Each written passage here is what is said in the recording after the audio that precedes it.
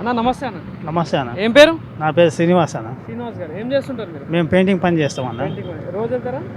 రోజు అంటే దొరికినాడు వెళ్తామన్న. అది కూలీ అంటే కూలీ లెక్క చేసుకుంటారు. చేసుకుంటాం. ఎంత వస్తుంది?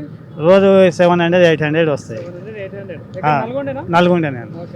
సో ఎట్లుంది మరి వేరే అంటే వ్యవసాయం ఇట్లా ఏం లేదా? వ్యవసాయం ఏం లేదన్న. భూములు కూడా ఎలాంటివి లేవు. ఓకే. స్థిరాస్తులు కూడా ఎలాంటివి లేవు. పని చేసుకుంటేనే జీవన ఆధారం. కూలికి చేసుకుంటేనే నడుస్తుంది. సో ఏం లేదు, ఇప్పుడు ఏందన్న, ఇప్పుడు ఈ కాంగ్రెస్ ప్రభుత్వం వచ్చి సంవత్సరం పూర్తయింది.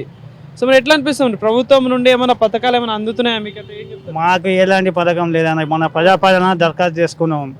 అంటే దరఖాస్తుకు నల్గొండ బదులుగా నందికొండ కొట్టిరు. ఇప్పుడు నేను అర్హుని 35 సంవత్సరాలకి వెళ్ళి కిరాయి ఇంట్లో ఉంటున్నాను.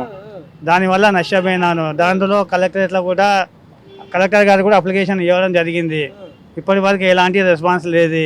ఇప్పుడు డబుల్ బెడ్రూమ్ అంటారు, అలాంటి అర్హత కోల్పోయినా కానీ నేను ఒక సామాన్య వ్యక్తిని.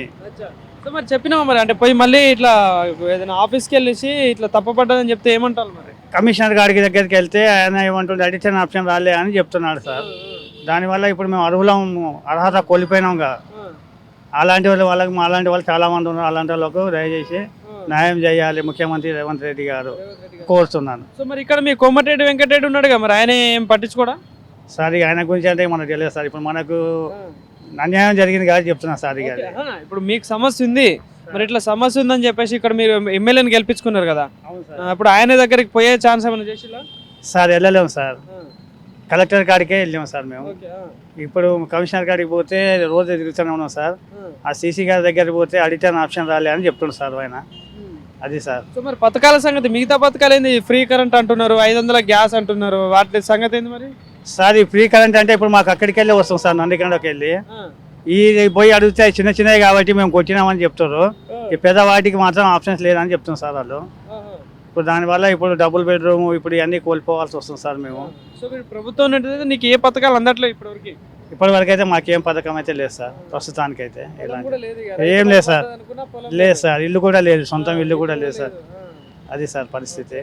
సో మరి ఎట్లుంది మరి ఇక్కడ నల్గొండ అభివృద్ధి ఏమైనా కనిపిస్తుందని ఇప్పుడు ఈ సంవత్సరంలో ఏమైనా మారినాయా సార్? ఇప్పుడు రోడ్లు చూస్తారు కదా సార్, ఎట్లా ఉన్నాయి సార్, అధ్వానంగా ఉన్నాయి.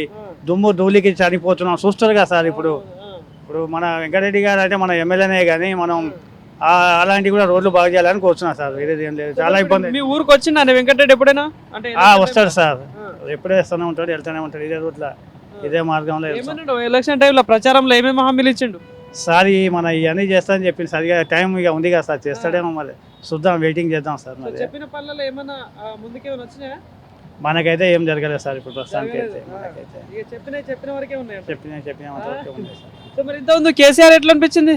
కేసీఆర్ టైంలో కొంచెం అయితే రోడ్లు అయితే డెవలప్ అయినాయి కదా సార్, కొంచెం అది ఒకటి అయింది. ఇప్పుడు కేసీఆర్ ఓడిపోయిన ఏమంటారు, కనిపిస్తుందా బాధ? అయితే మనకి ఏం లేదు సార్. ఇక ఆయన కూడా స్వాద పనులు చేసుకుంటూ అది చేసుకుంటూ జనం బుద్ధి చెప్పారు.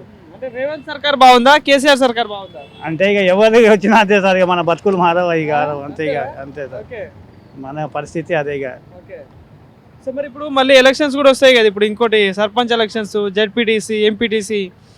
సో మరి ఎట్లా ఎటు సైడ్ ఉండబోతుంది సార్? ఏమో సార్, చూద్దాం సార్. అప్పటి వరకు మరి అభివృద్ధిని చూసి చేద్దాం సార్. అది అంతే సార్. మరి ఏడాది పాలనలో డిఫరెన్స్ ఏమైనా కనిపిస్తుంది అంటే, తేడా ఏమైనా కనిపిస్తుంది? అంతే సార్. ఇక కొంతమందికి మేలు జరుగుతుంది సార్, దానివల్ల కొంతమందికి జరుగుతుంది.